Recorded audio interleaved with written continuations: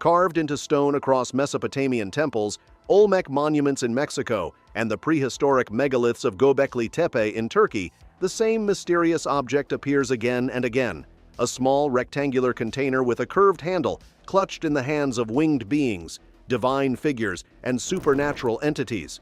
The geographical spread is staggering.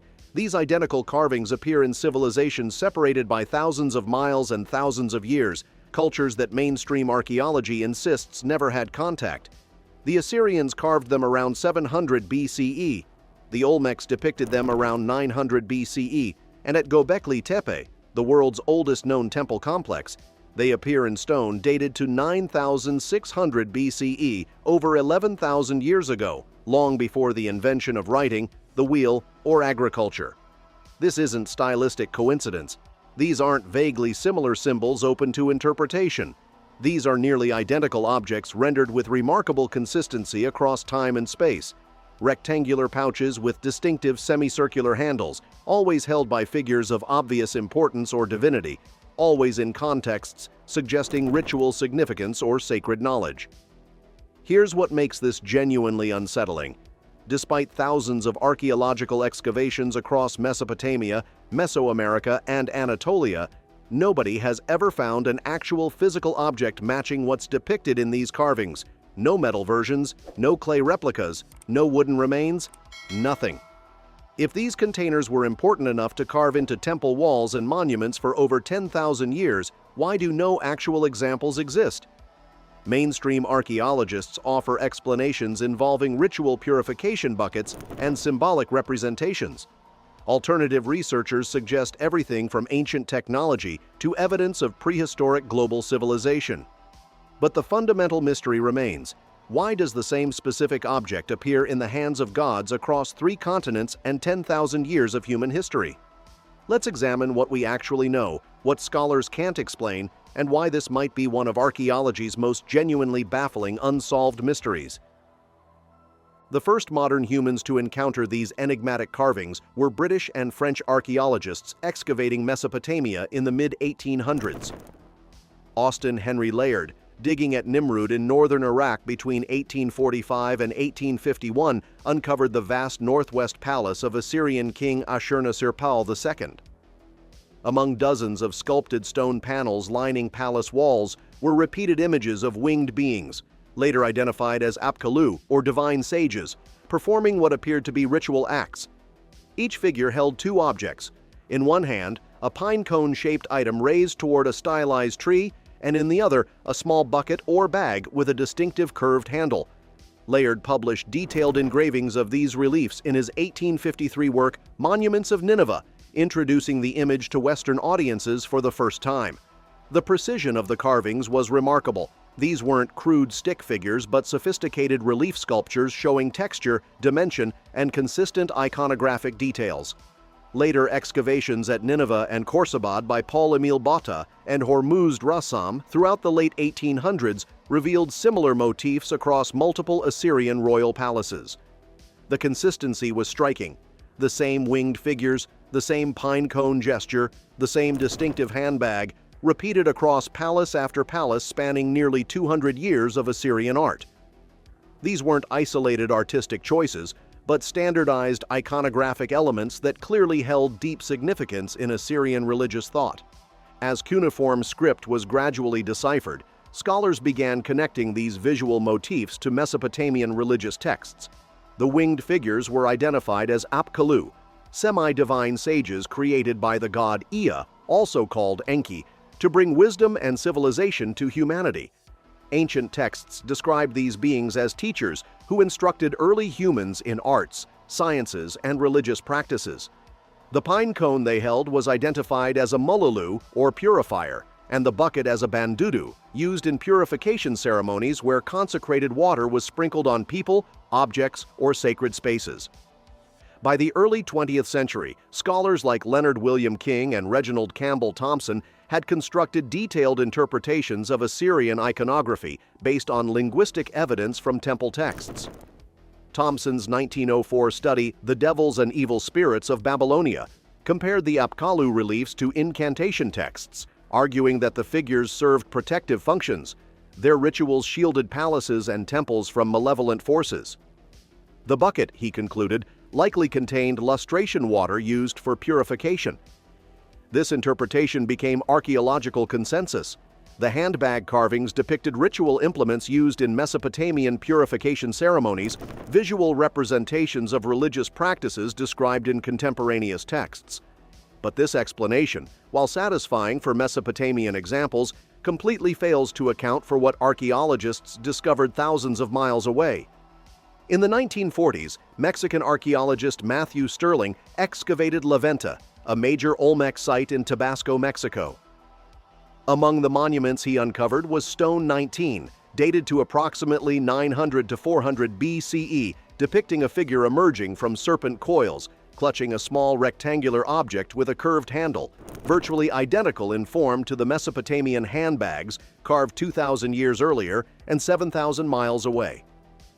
The Olmec civilization, flourishing in Mesoamerica from roughly 1400 to 400 BCE, had absolutely no known contact with Mesopotamia. No trade routes, no cultural exchange, no shared artistic traditions.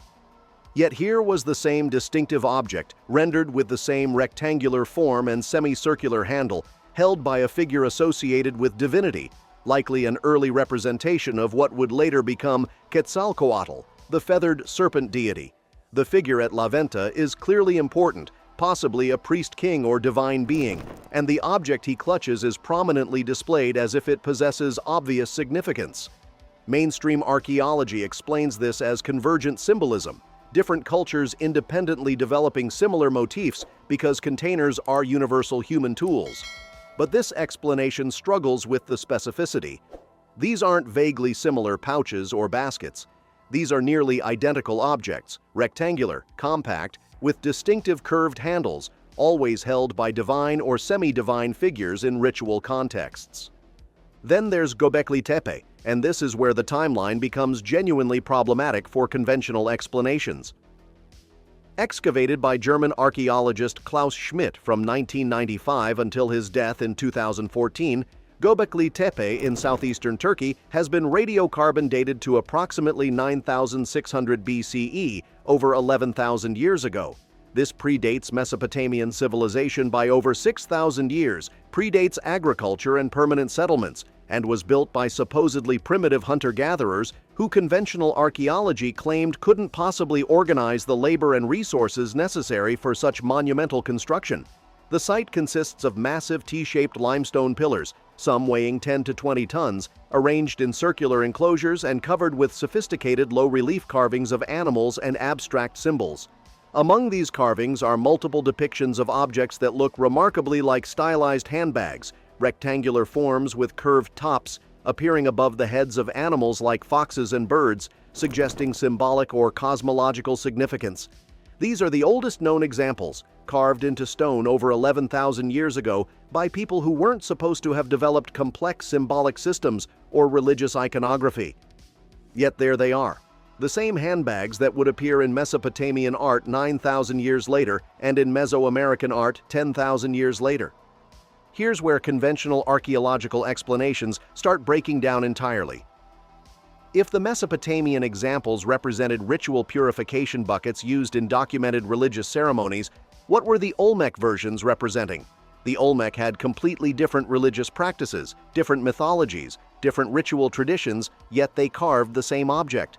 And what about Göbekli Tepe, constructed thousands of years before the Mesopotamian civilizations even existed? Were hunter-gatherers in 9,600 BCE already using purification buckets in religious ceremonies? And if so, why does no other evidence of such practices exist? The standard archaeological position is that these similarities are either coincidental, different cultures independently developing container symbols, or represent universal archetypes emerging from shared human psychology.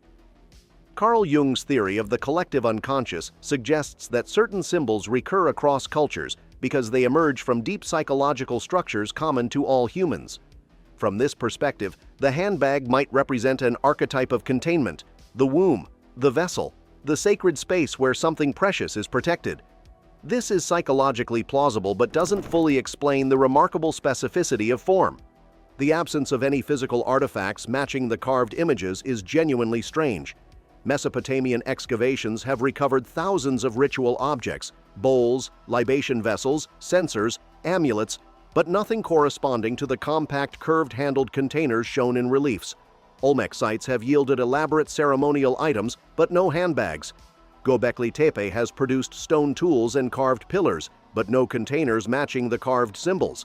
If these objects were important enough to carve into monuments and temple walls across 10,000 years, why do no actual examples exist? One possibility is that they were made of perishable materials, woven reeds, leather, organic fibers, that decomposed completely. But Mesopotamian sites with excellent preservation have recovered organic materials like textiles and wood, yet never anything matching the handbag form.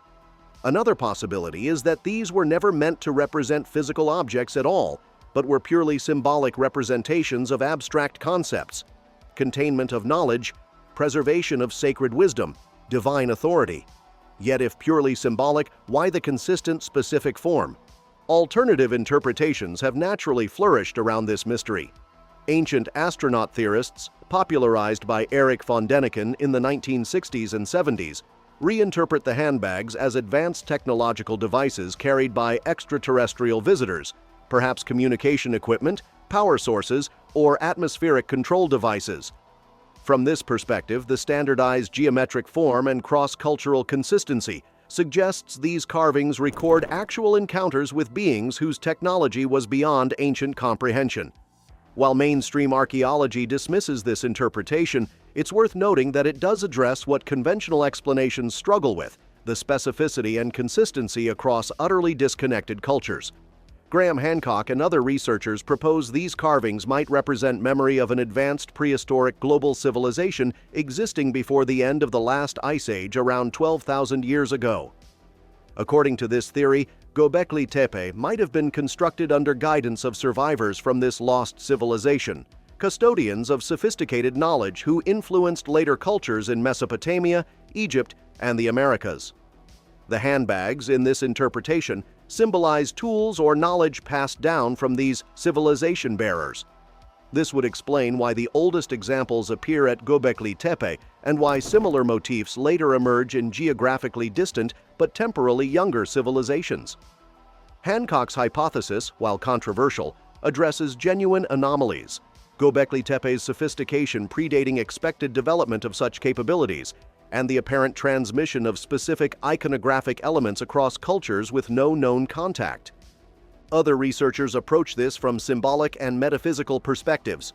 The handbag form, a container that both conceals and protects, appears in mythologies worldwide. Hermes's pouch in Greece, the kamandalu in Hindu tradition, copal bags in Mesoamerican incense offerings. From this view, the handbag represents a universal symbol of divine knowledge or power, something precious that must be protected and carefully transmitted. The fact that it appears held by divine or semi-divine beings across multiple cultures suggests it symbolizes authority to access or transmit sacred wisdom. What makes this mystery genuinely compelling is that none of the explanations, conventional or alternative, fully satisfies all the evidence. The mainstream interpretation works reasonably well for Mesopotamian examples, but struggles to explain Olmec and Göbekli Tepe occurrences. Alternative theories address the cross-cultural consistency but lack direct supporting evidence. We're left with an archaeological anomaly, a specific, distinctive object carved into stone across 3 continents and 10,000 years, always associated with divinity or sacred knowledge, yet never found as a physical artifact and never fully explained by any single theory. Whether these carvings represent ritual implements, archetypal symbols, technological devices, or echoes of forgotten history, they demonstrate something profound about human civilization. Certain symbols possess power that transcends culture, language, and millennia. The fact that these enigmatic handbags continue capturing imagination thousands of years after the last carver laid down their tools suggests they tap into something fundamental about how humans visualize and communicate the sacred. The mystery endures not despite our knowledge, but because of it. The more we learn about these ancient cultures, the stranger their similarities become. And perhaps that's exactly what makes archaeology fascinating. Not the answers we find, but the questions that refuse to be answered.